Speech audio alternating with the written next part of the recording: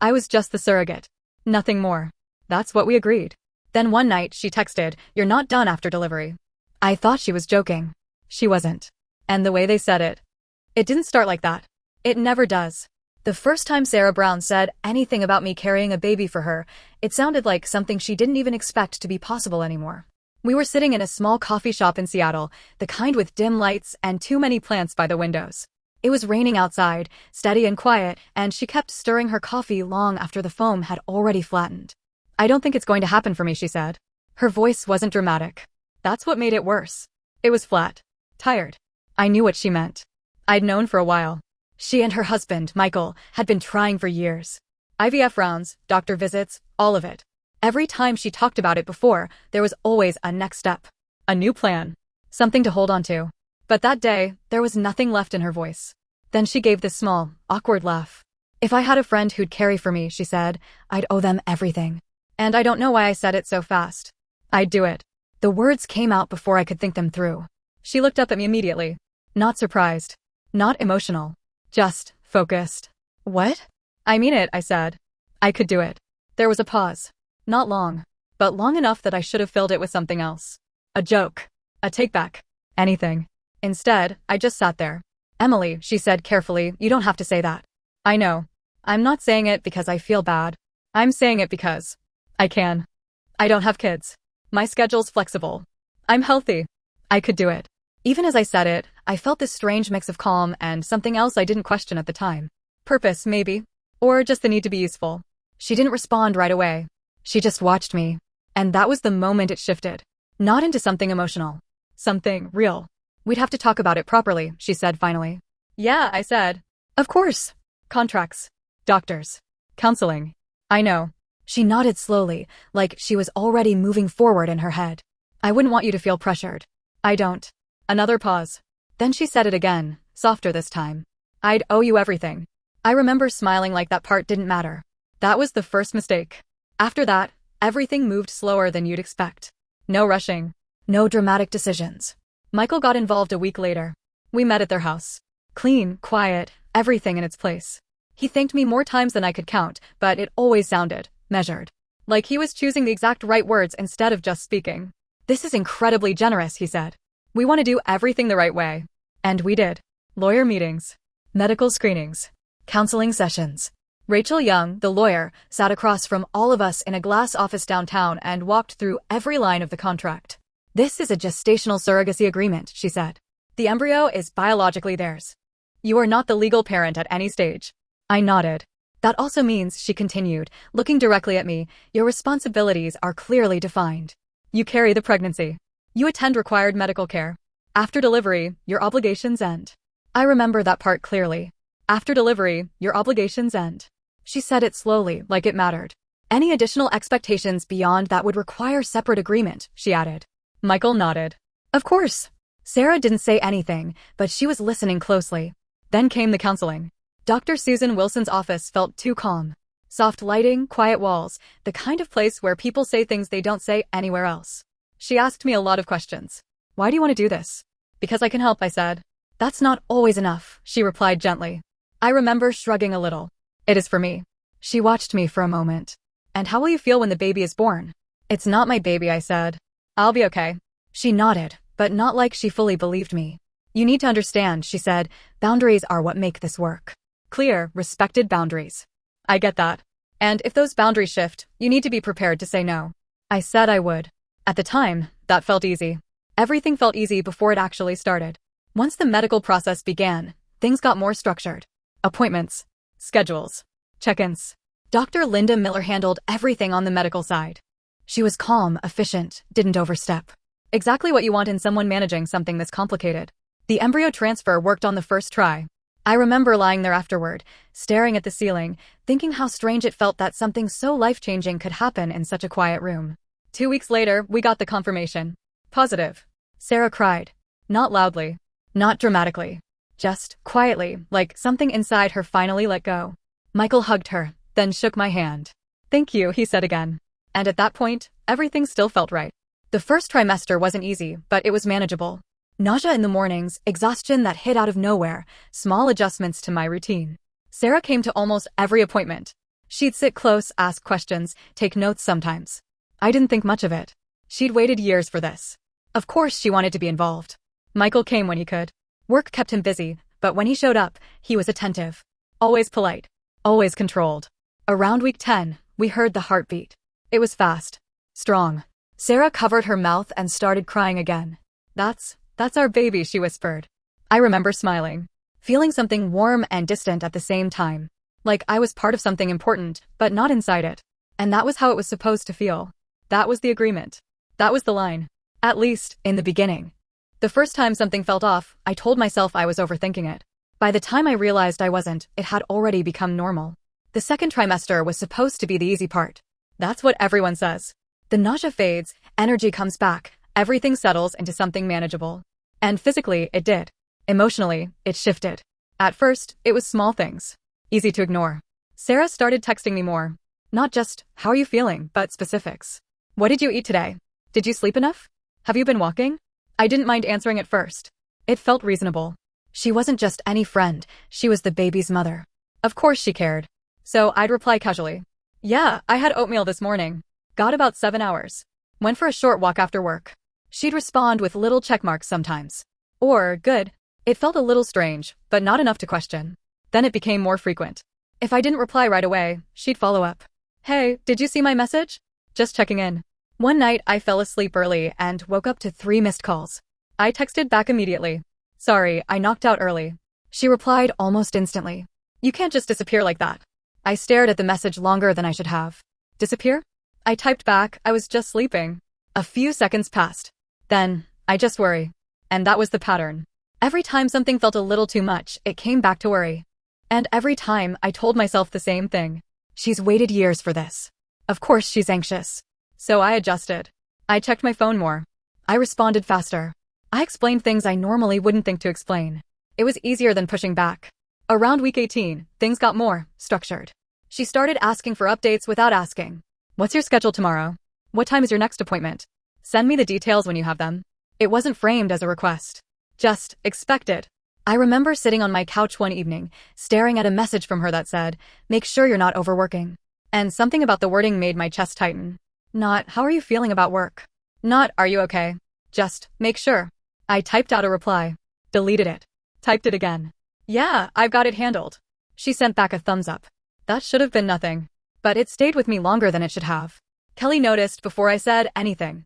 We were sitting in my apartment, takeout containers spread across the coffee table, some random show playing in the background neither of us was actually watching. She watched me pick up my phone for the 3rd time in 10 minutes. Okay, she said. What's going on? Nothing. She gave me a look. That's not nothing. You've checked your phone more tonight than you do during work. It's just Sarah, I said. She likes updates. Kelly raised an eyebrow. Likes or expects? I shrugged. It's her baby. And it's your body, she said immediately. I didn't respond. She leaned back, watching me. You're allowed to have boundaries, you know. I do have boundaries. Do you? I hesitated just long enough for her to notice. That didn't sound convincing, she said. It's fine, I added quickly. She's just nervous. It'll settle down. Kelly didn't look convinced. Just be careful, she said. Sometimes people don't realize when they cross a line, and sometimes they do. I let that sit there, but I didn't take it seriously enough. I should have. A week later, Sarah asked me to share my location. Not casually. Not joking. Directly. It would just make me feel better, she said over the phone. So I know you're okay. I actually laughed at first. You're kidding, right? Silence. I'm serious. I sat up straighter. Sarah, that's a bit much. It's not about controlling you, she said quickly. It's about the baby. If something happens, I'm fine, I cut in gently. I've been fine this whole time. I know, but I'm not comfortable with that, I said. Another pause. Longer this time. Okay, she said finally. But the way she said it didn't feel like okay. It felt like something being filed away. After that, things didn't explode. They just changed. She stopped asking certain questions directly. But she started phrasing things differently. You're home, right? You didn't go out late, did you? Make sure you're resting. It was the same thing, just wrapped differently. And somehow, that made it harder to push back. Because technically, she wasn't asking for anything unreasonable. Not on the surface. At the next appointment, I noticed it in a different way. We were sitting in the clinic waiting area. Dr. Linda Miller was running a little behind, so we had time to just sit there. Sarah was flipping through something on her phone. Have you been drinking enough water? She asked without looking up. Yeah. How much? I paused. I don't know. Enough. She finally looked at me. You should track it. I blinked. Track it? It's important, she said. I can send you an app. Before I could respond, she added, it's just better to be precise. I nodded slowly. Okay. Dr. Miller called us in before the conversation could go further. The appointment itself was normal. Measurements, checks, everything on track. But as we were leaving, Dr. Miller looked at me for a second longer than usual. Everything going okay? She asked. Yeah, I said. She nodded, but there was something in her expression that made me wonder if she was asking more than just about the pregnancy. I didn't say anything else. Because technically, everything was okay. Nothing had gone wrong. Nothing had crossed a clear line. But somewhere between the constant messages, the small expectations, and the way I'd started adjusting without noticing, something had shifted. And I hadn't figured out yet that the shift wasn't temporary. It was just the beginning. By the time I hit week 24, I stopped noticing when I was adjusting. It just became routine. My phone was always within reach. Not because I wanted it there, but because it felt easier than dealing with the silence that came after not responding fast enough. Sarah didn't text less. She just texted differently. Shorter. More direct. Did you eat yet? Take your vitamins. Send me your next appointment time. It wasn't conversation anymore. It was check-ins that didn't feel like check-ins. And the weirdest part was, I kept answering. Not because I agreed with it. Not because I liked it. But because pushing back felt like it would turn something small into something bigger. So I avoided it. That was the second mistake. Around that time, Michael started getting more involved. Before, he was mostly in the background. Polite. Quiet. Showing up when needed. Now he started texting too. At first, it was harmless. Hope you're feeling okay today. Thanks again for everything you're doing. I'd respond with something simple. Doing good. No problem. But then his messages started to mirror Sarah's. Make sure you're resting. Try not to stress yourself. Let us know if anything changes. It was the let us know that stuck with me. Not tell me if you need anything. Let us know. Like I was reporting. One afternoon, I was at home grading papers, trying to focus, when my phone buzzed. Sarah, can you send me what you ate today? I stared at the message. Not, how are you feeling? Not, everything okay. Just that. I typed back, why? The reply came quickly. I just want to make sure everything's balanced. I leaned back in my chair, reading it again. Then I typed, I've been fine this whole time. A few seconds passed. Then, I know. I just like to be sure. I didn't answer right away. And for the first time, I let the silence sit. 5 minutes later, my phone buzzed again. Emily? That was it. No extra words. Just my name. And something about that made my chest tighten. I picked up the phone and typed out a quick list of what I'd eaten that day. Not because I agreed with it, but because it felt easier than explaining why I didn't want to. That night, I sat on my couch with the lights off, the room quiet except for the hum of the refrigerator, and tried to figure out when things started feeling like this. Because it wasn't just the messages. It was everything around them. The appointments felt different now. Sarah didn't just attend them, she controlled the room. She asked most of the questions. She answered before I could sometimes. How's your sleep? Dr. Miller would ask. She's been sleeping better this week, Sarah would say before I opened my mouth. I'd just nod. Because correcting her felt unnecessary. Even when it wasn't accurate. Michael stayed quieter, but when he did speak, it was always final. Everything looks good, he'd say after the doctor left. Let's keep it that way. Not a suggestion. A conclusion. The first time that really bothered me was after one of the ultrasounds. We were looking at the screen, the baby moving, small and real in a way that still felt strange to me. Sarah reached out and grabbed my hand. That's our baby, she whispered. I smiled. But then she added, you're doing everything right. And I don't know why, but the way she said it didn't feel like appreciation. It felt like evaluation. Like I was passing something. Or could fail it. After that appointment, I met Kelly again. Same apartment. Same takeout. Same couch. But this time, I didn't wait for her to ask. It's getting weird, I said. She didn't even look surprised. Tell me. So I did. The texts. The tracking. The way Sarah answered questions for me. The way Michael spoke like everything was already decided. Kelly listened quietly, then leaned forward. That's not normal. I mean, it's not crazy, I said quickly. It's just. No, she cut in. It's not normal. You're carrying their baby, not giving them control over your entire life. I rubbed my hands together, trying to explain something I couldn't fully put into words. It's not like they're forcing anything. It's just pressure. That's still control, she said. I didn't respond. She watched me for a second, then softened a little. Have you said anything to them? Not really. Why? I hesitated. Because I didn't have a clean answer. Because it'll turn into a whole thing, I said finally. And I don't want that. Kelly nodded slowly. So you'd rather just deal with it? It's temporary, I said. I'm already past halfway. She leaned back, crossing her arms. Temporary things still matter when you're living inside them. That stuck with me. More than I wanted it to. A few days later, something small happened that shouldn't have mattered. But it did. I was out at a grocery store. Nothing unusual. Just picking up a few things. My phone buzzed. Sarah, where are you? I frowned and typed back store. A few seconds later, which one? I stared at the screen. Then I typed the one near my place. There was a pause.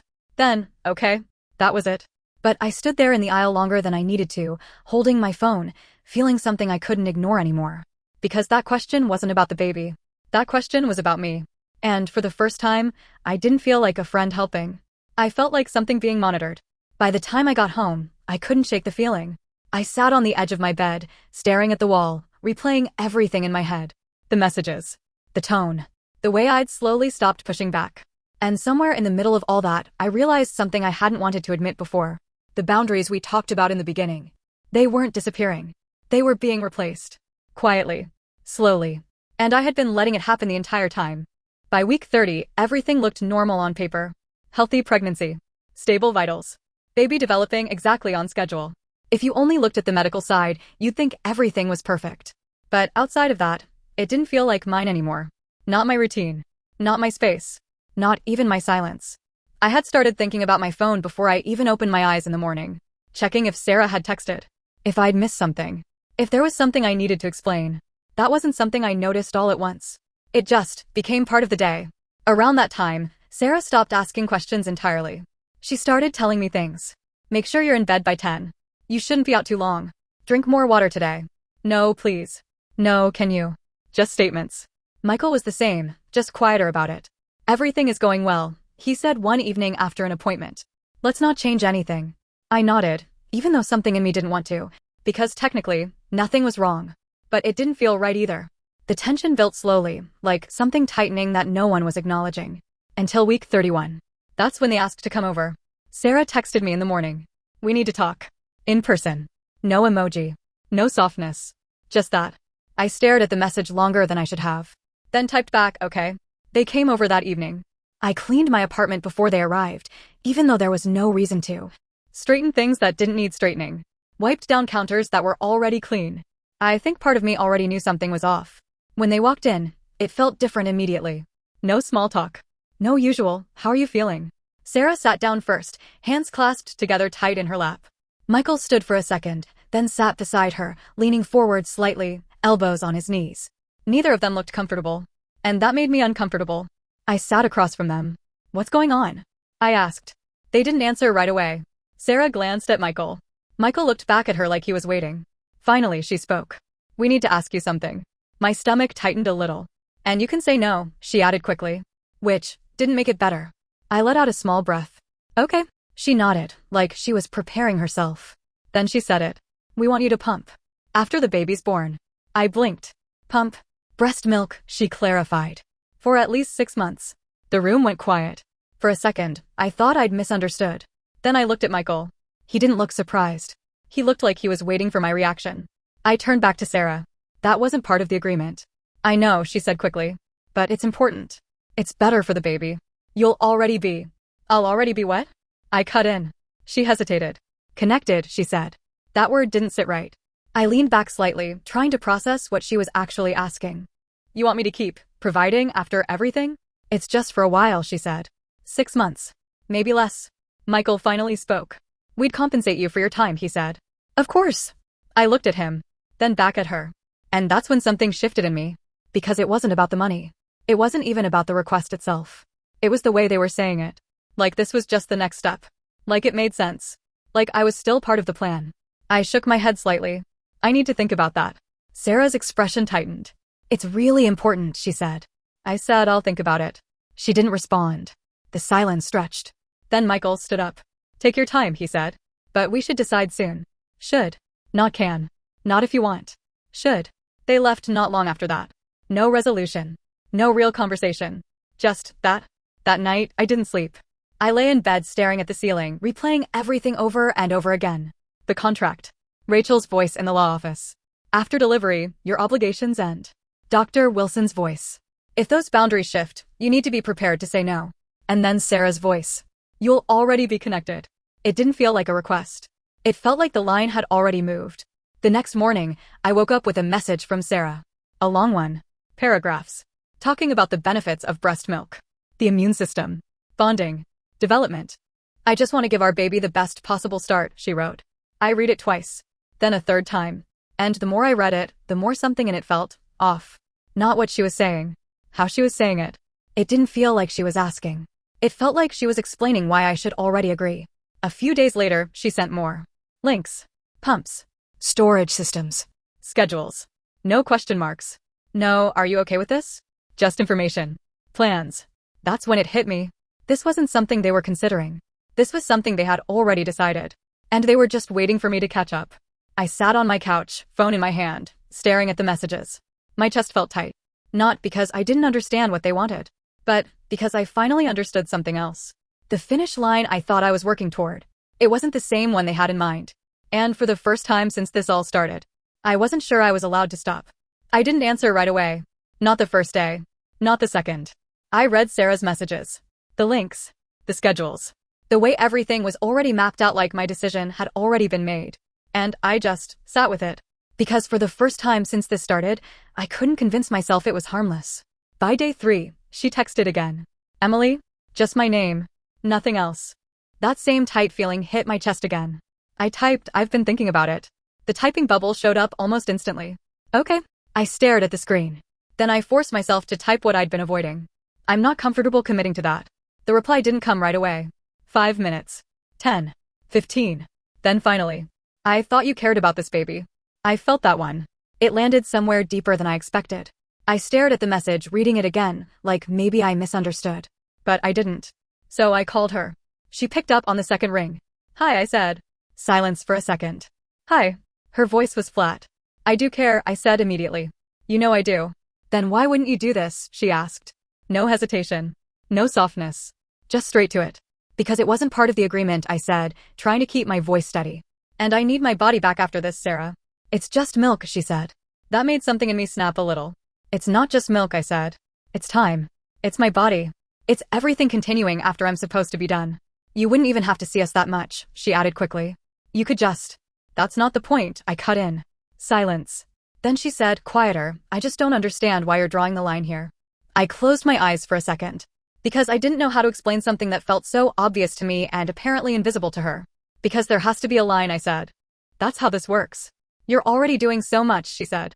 This is just a little more. A little more. That phrase stayed in the air between us. Because it didn't feel little. It felt like the same thing that had been happening for months, just bigger now. Clearer. More.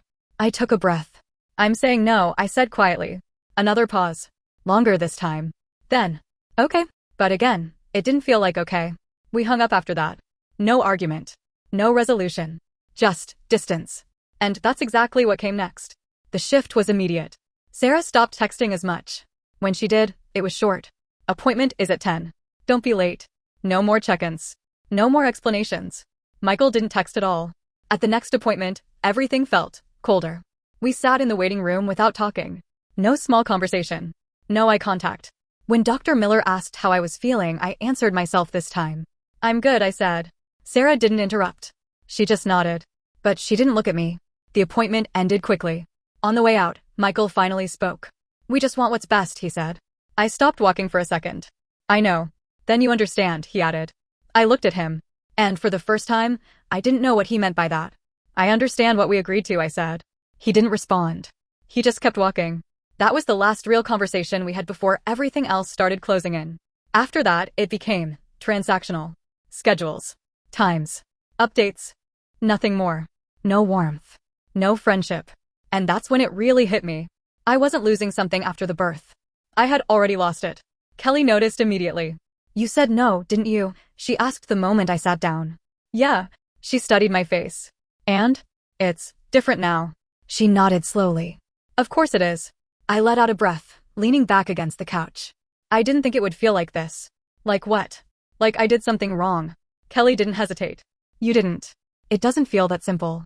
It is that simple, she said. They just don't like the answer. I looked down at my hands. They think I don't care. No, she said. They think they don't have control anymore. That landed harder than I expected. Because deep down, I knew she was right. Over the next week, everything became quieter, but heavier. No more long messages. No more over-explaining. Just distance. And the closer I got to my due date, the more I felt it. Not just the weight of the pregnancy, the weight of everything around it.